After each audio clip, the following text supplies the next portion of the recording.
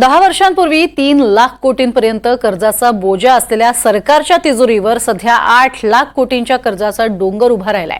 दरवर्षी राज्य सरकार कर्जापोटी 57,000 कोटींचं व्याज देत आहे।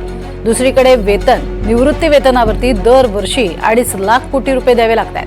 त्यामुळे सध्या तिजोरीमध्ये खडखडाट असल्याचं पाहायला मिळतंय, तर कर्जाशिवाय पर्यायही नसल्याची वस्तुस्थिती आहे। 2014-15 पासून राज्याचा महसूल अपेक्षेप्रमाणे वाढलेला नाहीये, पण बाह्य कर्ज आणि त्यावरील व्याजाच्या ओझ्यामुळे सरकारी तिजोरी मात्र वारंवार रिकामीच होतीये।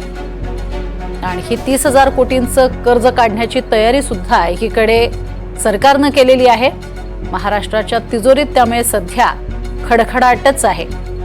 अनेक योजना या येत्या काळामध्ये जोरदार पद्धतीने राबवायच्या आहेत, त्यामुळे हा खडखडाट आणखी वाढण्याची शक्यता आहे, कारण अजून 30,000 कोटींचं कर्ज सरकारला काढावं लागणार आहे।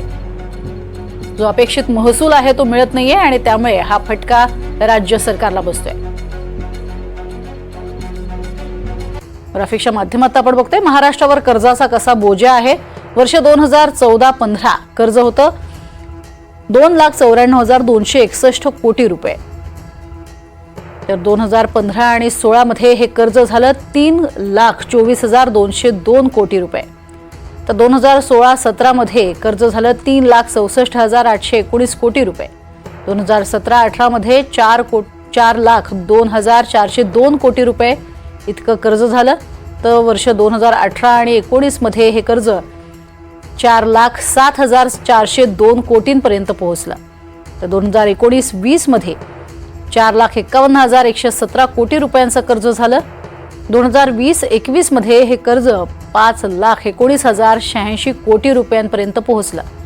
तर 2021-22 मध्ये 5,76,868 कोटी रुपयांपर्यंत कर्ज गेलं।